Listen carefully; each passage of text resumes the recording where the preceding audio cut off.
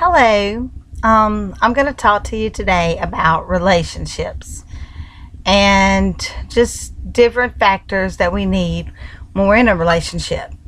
And relationships differ from your lover, your best friend, friends, but in any relationship, you need communication, love, trust, honesty. And again, communication is the key factor. Attraction, companionship, values, and morals. Without values and morals, any relationship is just not going to work out. I mean, morals and values is things that we value in life. Morals that we have about ourselves. And if you don't respect yourself, then you can't respect anybody else. Because if you don't respect yourself, then you're not going to allow your partner to respect you. And this is where a lot of women and men fall into domestic violence. And domestic violence is pretty tricky. A lot of people are in domestic violence relationships and don't realize it. Maybe it's their boyfriend is jealous of what they're wearing, what they're doing, always texting them, checking your cell phone. Oh, who is this? Checking your Facebook, your Twitter, Instagram, MySpace, whatever you have. Not trusting you, asking you who this person is. Who is this? Okay, how do you know them? When did you meet them? Well, everybody on Facebook just wants to have a lot of friends. I understand that. Okay, to each his own. It's like who we date. We may, date someone of the same sex, different race, different culture. Everybody has their own likes. But relationships is not supposed to have someone want to change you. Yeah, when you're in a relationship, each party, especially with a partner, a lover, spouse, boyfriend, girlfriend, everybody has to change. But if your boyfriend or girlfriend is wanting to change everything about you, you got to second guess. If you're wanting to change everything about me, then what exactly is it that you love about me, or you say you love about me? And love is just a 4-letter word.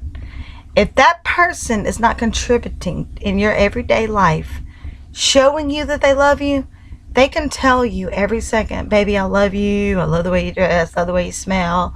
I love the way you look. Okay? Well, one day I'm going to get old and I'm not going to look like this. Are you still going to love me? Are you going to love me when I'm happy and go lucky? And then you're still going to love me when I'm sad and I'm insecure? If a person cannot show you that they love you and every bit about you, that's not love. Relationships over the years have seemed to take a really big fall. People meet 2 weeks later, they're in love. Another couple days, a week, maybe a couple months, they're moving in together or getting married. Then while they're living together, they find out each other's faults. Boom, no problem, we'll go our separate ways. They get in the next relationship, same thing. And it seems to be a pattern. When people actually, before you move in with someone or you marry that person, date them. Date a while. 3-4 years, even 7 to 10 years. The longer you date someone, you're with that person, you know everything about them. And your relationship will last. Yeah, you're not going to be the same. No two people are the same. I don't care how compatible you are. No two people are the same. And talk about change. Don't get me wrong when I tell you, okay, well, Angela told me, okay, I got to change for my boyfriend. I got to change for my girlfriend. No. It's a difference in changing your whole personality, everything about you, than changing certain ways. Changing maybe some of your daily patterns. You don't change totally. You change for compatibility. There's some habits that you may be used to and your partner has different habits. Well, you sit down when you're both calm. You don't scream and holler, especially if you have children. Kids watch their mom. They watch their dad. They watch their neighbors, teachers. Children learn from every adult figure in their life. And you really want to keep a stable, consistent, attitudes around your children. You sit down, you communicate. Okay, well, I'm not used to the way you do things here. Well, I'm used to doing this. And the other one, I'm used to doing it this way. You sit down and you come up with a middle ground. Well, you're used to it this way, I'm used to it this way, and you come together and you decide on a way that works best for both of you. I'm trying to think of an example. Okay, some men maybe used to just throwing their clothes on the floor. A woman with OCD, maybe, and I live with OCD, so yes, I don't like that. I don't even like setting my clothes out, or somebody set their clothes out at the end of the day. Okay, if you're like that, and someone's used to, okay, I want to set my clothes out because that way I can just grab them and get ready and go to work.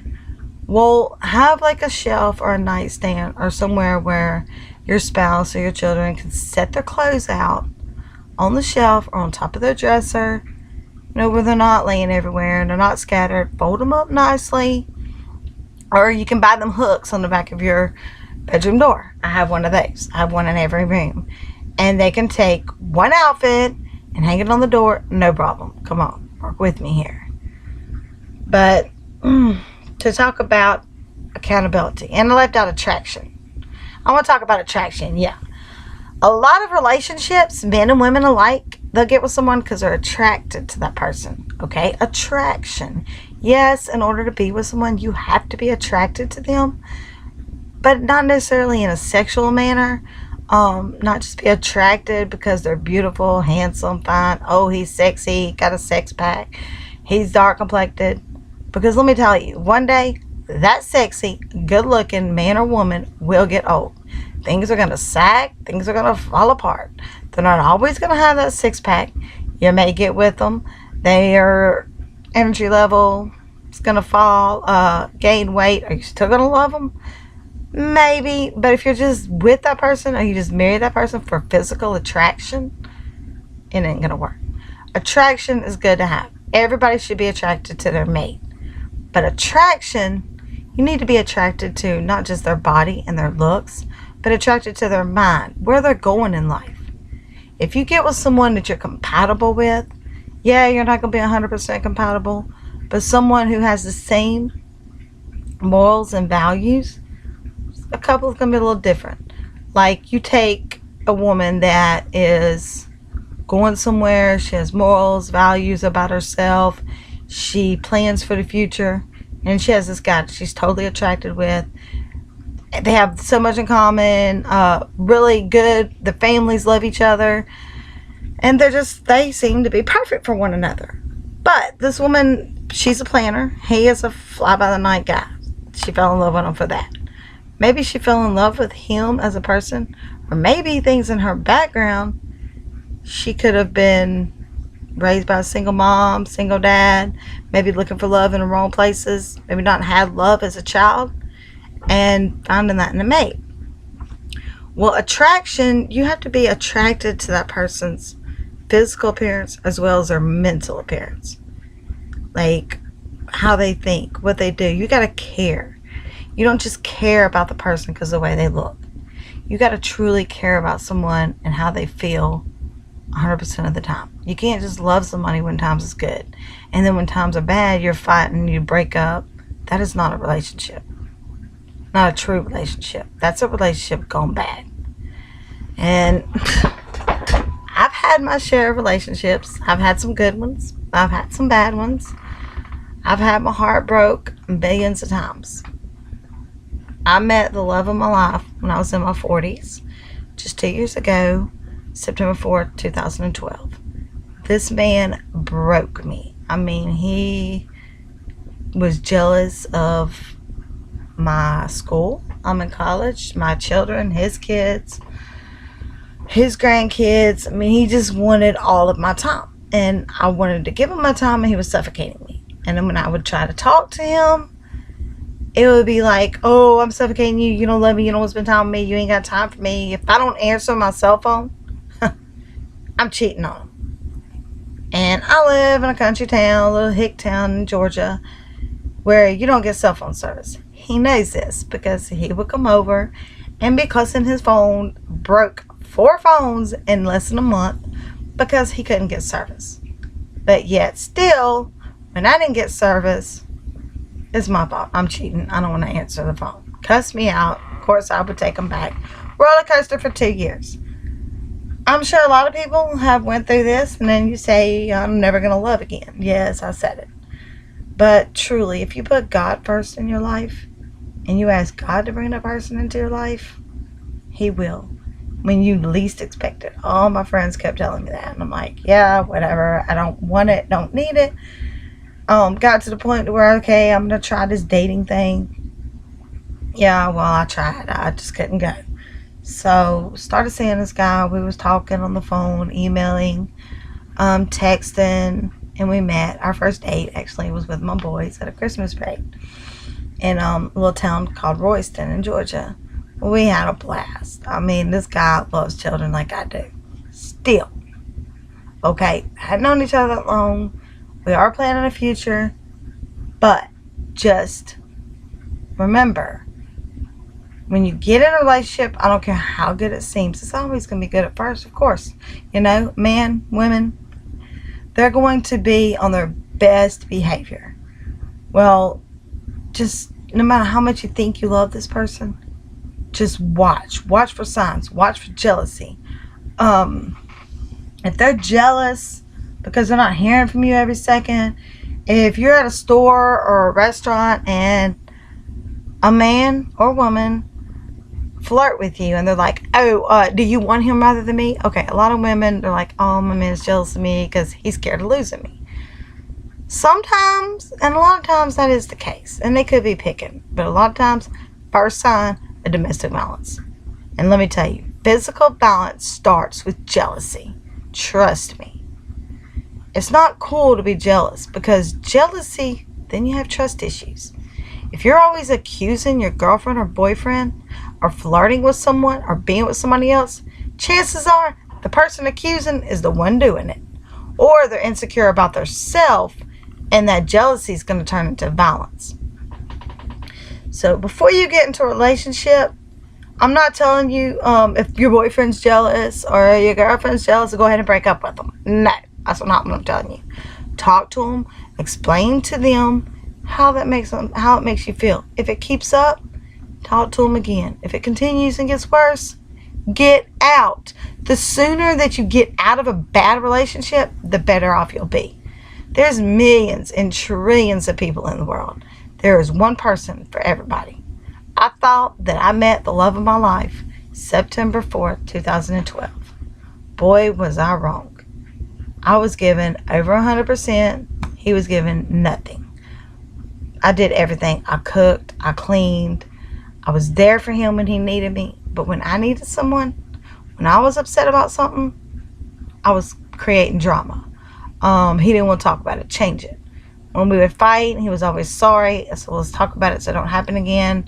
I mean, this happened like 8 times in the last 2 months. No, let's just drop it, act like it never happened. I did. I changed so much about me to where I didn't even like myself.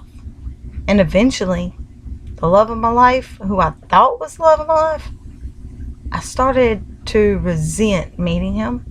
I felt like I hated him. Now I look back, I don't hate him.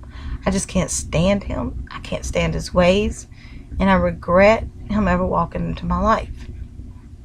And see, I could have avoided these feelings by leaving before I ever got to this point. But situations, every situation that comes in your life is there for a reason. You can take your bad experiences and turn them into a good experience. Because like I said, yeah, I was with the biggest deadbeat of Georgia.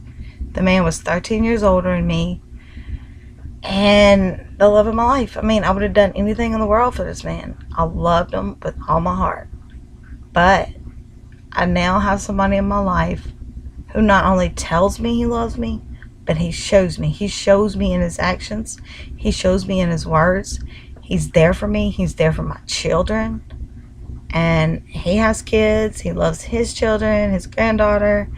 I mean, hey, we're a lot alike, but we're somewhat different. Like I said, no two people are the same. But I'm going slow. And that's when I'm just got to tell you, time. You know, you take your time in your business, your work, when you're driving. Take your time in your relationships. Take time to know what you want, to know that person, to know that that person is right for you. Don't jump the gun. Just because you're having these feelings and, oh, I'm in love, it's okay, because if that person really, truly loves you, they'll wait. They're not going to leave you because you don't have sex with them. They're not going to leave you because you won't move in with them. If they do, then they're not in love with you. They're in love with the idea of you. And that's where a lot of us, we jump into relationships because we think we're in love with that person, but we're in love with the idea of being in a relationship. And there's a huge difference. If you're just with someone because you're tired of being alone and you're so used to being with somebody because you've never been by yourself, then my idea, that's me. I've always been in a relationship, never really been on my own, never depended on me, and it's scary. I'm telling you, it is scary. I have 4 children and a granddaughter. 3 boys still at home. My daughter is moved out. She's starting her own family. But I've always relied on a man. Yeah, didn't get nowhere. Well, I'm in school, and here's my goal is to get out on my own, support myself and my children by myself. Have that income to where, okay, if you decide to leave, if something happens and he was to die or leave me for another woman or a man, even at that, yuck. Anyways, I would have the income, the capability to not have to be on the streets, in a shelter, or worry where I was going to go with my children. Because why? I have a career. I have my own money, my own job. I rely on me. Don't get with a man or a woman to finance you, but to help you. These day and times, there is no stay-home mom. There's no stay-home dad. It takes 2 incomes to make it, to really have a life. And that's what it takes. Because you never know if your husband, wife, girlfriend, boyfriend, anything can happen with one of you or both of you. So having life insurance to take care of your kids if something happens. A will, because without a will, where are your kids going to be? They're going to be separated. They're going to be in DFACS, Department of Family and Children's Services. Don't get me wrong. That's what I'm going to school for, is to work with Department of Family and Children's Services. But there's so many people that are in the system that get children, adopt kids, and look what happens. I mean, they get abused, they get sexually molested. But no one can love your child like you can. Now, let me rephrase that. Some parents, adoptive parents can love a child better than their biological mom and dad. So I'm going to rephrase that. Because some people should not even have the capability of being parents. But anyway, relationships is what you make of it. It's what you put into it. You got to put in your whole effort. Everybody's like, okay, when I get in a relationship, it's got to be 50-50. No, not true. It should be 100-100. If both parties is giving 100% and giving their whole effort in that relationship, and not just in the beginning, but in the beginning, the middle, and the end, then that relationship will be a success. Back when my grandparents, your grandparents, back in the older days, people got married. They stayed married. They didn't have a fight and break up. You didn't hear about divorces back then like you do today. Today, it is easier to get a divorce than to get married. I mean, come on now, get back in the Word. Do it God's way, because God's way is the only way. When you get married, you stay married. I've been divorced twice. Second time I got married for, I eventually fell in love with them, but it was mostly financial stability. Never got it. When I married the first time, June of 97, I married for love. I was young, things in life I didn't experience. I see that's a lot in someone's life. Getting married young. Some make it. I've got friends that's gotten married when they were 16. They're in their 40s now. They're still married. Okay, that happens once in a while. But chances are, if you don't date a while, get to know that person, your marriage is not going to make it. And really, we're only supposed to get married once. If I knew now what I knew back then, I would have still been married to my first husband. I'll always love him. We have 2 kids together. I have 2 with my second husband. But in my eyes, he's the father of all my kids. I mean, the best dad. It's just, we had differences. Our goals, our morals, and our values were so off track. He's into the party life, can't handle finances. I'm into the let's budget, okay? Sorry, but rent and utilities come before partying. Partying is not a way of life. It'll get you killed or kill someone you love. You get out there and you drink, you do drugs. I don't care. You drive when you're tired. Text and drive. You're going to get in a wreck. You're going to kill someone, or you're going to kill yourself or injure somebody. There could be somebody coming home with their brand new baby and you're drinking and driving. Okay, you hit them, you could kill that new baby. That baby that never had a chance in life. That baby that when they come out, all they seen was a hospital room. They never even seen their nursery. So don't drink and drive. Get with someone that you're compatible with. Yes, be attracted to them. Because if you're not attracted to them in the beginning, you're damn sure not going to be, excuse my language, you're damn sure not going to be attracted to them in the end. Because if you're not attracted to them when you first meet them, that person's hair may fall out. They may lose their teeth. Shit's going to sag. Things that was in place once before will not be in place. You got to love somebody for their physical appearance, mental appearance, personality. You got to love them when they're happy. You got to love them when they're sad. Don't get with someone that's abusive. If that person's jealous, if that person is calling you names, whore, slut, bitch, asshole, look, you need to back up. You need to get out. Communication, you cannot communicate with somebody that's always cutting you down, because they do it once, they'll do it again. And chances are, it's not just going to be mental. It's going to be very physical. Trust me, it will get physical. The relationship I was in for 2 years, man named Frank. This guy was, I'd never in my life met somebody so crazy. He even told me, get out. You deserve better. Men will tell you that. I'm sorry, baby. It ain't going to happen no more. You know, I don't know why I do it. Well, if you wouldn't say this, if you wouldn't do this, if you would answer my calls, you know, we could make it. That's a cop-out. Yeah, they'll change. They will change till they get you back, wean you back in. It's like going fishing. You catch that fish, wean them back in, you be nice till you get their trust again. Starts over. But it will be worse. Some women get out of it, but a lot of them never make it out. The man ends up killing them. And you can't look at a person and tell if they're an abuser. This guy, professionally dressed, I was attracted to him, physically, mentally. I mean, he was my world. I didn't want to live without him. I mean, when we broke up, I was sick. Just disgusted. I mean, I just felt like I could not live without him. And I know a lot of people feel like that. But that's when you got to sit down and you get in a quiet place. Really? Can I live without this person? Yes, you can. People do not give you life. Yeah, they make your life happier. But if you're always sad, if you're more sad with this person than you are happy, they're not doing anything to contribute in your life, then they're not good for you. You can live without a man. You can live without a woman. I mean, you can even live without your kids. You'll be hurt. And you don't want to live without your children, because your children should be number 2. God needs to be number 1. Then your children, your children and yourself, and then others. Because men will come and go. Your children will always be there.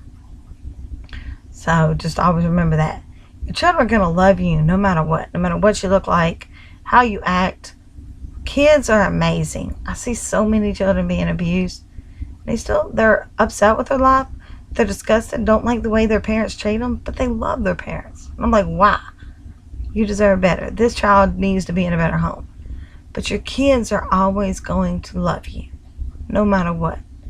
And yeah, children, they want fancy things, PlayStations, Xboxes. And it's nice to be able to give them that. But what they're going to remember when they get older is the time that you spent with them, the family vacations, the times you get out there in the yard and you play with them in the living room, they get them down on the ground, tickling them, reading to them at nighttime, tucking them in. That's what they're going to remember. Money can't buy that. That's love. Money can buy PlayStations and Xboxes, playhouses, trampolines, swimming pools, Xbox One, video games, flat screen TVs. Yeah, money buys all that, but money can't buy love. Money cannot buy the time that you miss with your children. And that's the most valuable thing you can ever give your kids is love. Just like in a relationship. The most valuable thing that you can get and receive from another person is love. And love, saying it, 4-letter word. Just like apple, orange, eat, just words. Without meaning, love don't mean shit. Without showing that person you love them, love don't mean shit. And let me tell you something. You can complain that somebody's breaking your heart, somebody's cheating on you, somebody's hitting you. You know what? The first time it's their fault. After you keep letting them in your life, I'm sorry, darling, but you're breaking your own heart. It's like Trent Shelton. He always talks about relationships. Love that guy. He's amazing. He actually helped me get through my relationships.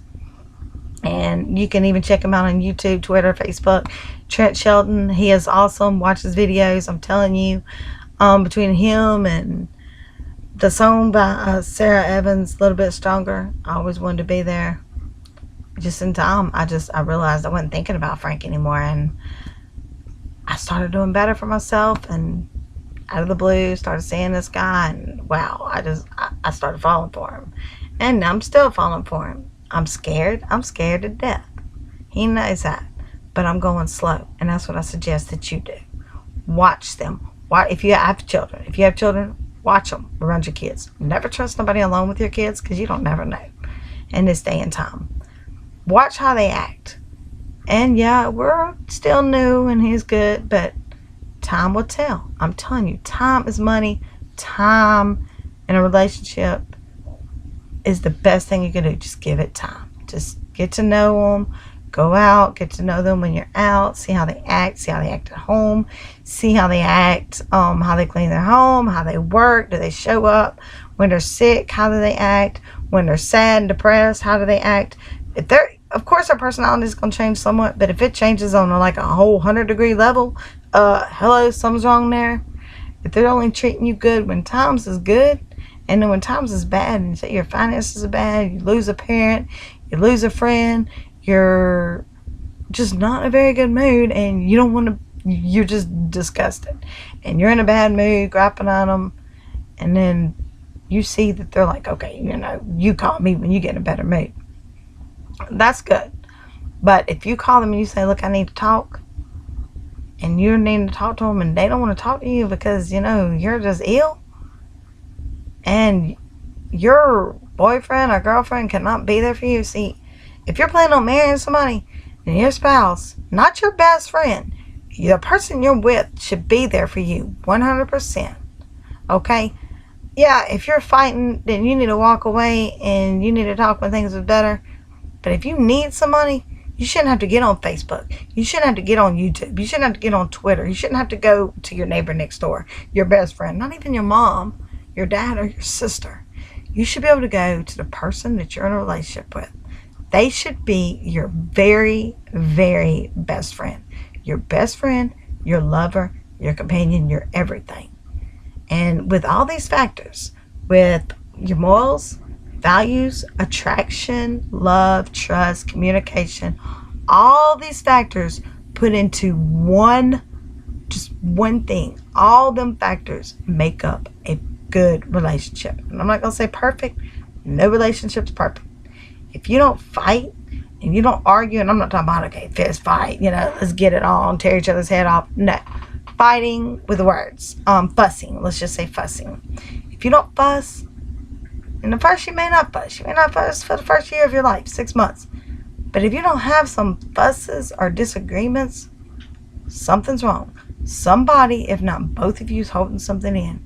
And that is something you never want to do, because what goes in always comes out. And feelings that you're holding in, you're bottling inside your heart, eventually they're going to come out. They're going to come out with tears. They're going to come out with anger. You could hit that person. Women do it just like men. That's how a lot of violence comes out. So if you're feeling it while it's this small, before it gets this big, talk to that person. Tell them how you feel. Don't scream and holler. You don't have to scream and holler. When you scream and holler, they're not going to understand you. They're going to scream and holler, and you might get hit. I mean, sit down and say, okay, what you're doing, what you say, it hurts me. Tell them how you feel, how it makes you feel, that it doesn't make you feel comfortable. And talk about it. And then talk about ways that you're both comfortable with doing or acting to help better your relationship. If someone doesn't want to talk to you and they can't accept you for who you are and want to always change you and not just work out a change in both of you where you're both comfortable, dump them. Get, like I always say, and like I did, dump that 0, baby, and get a hero.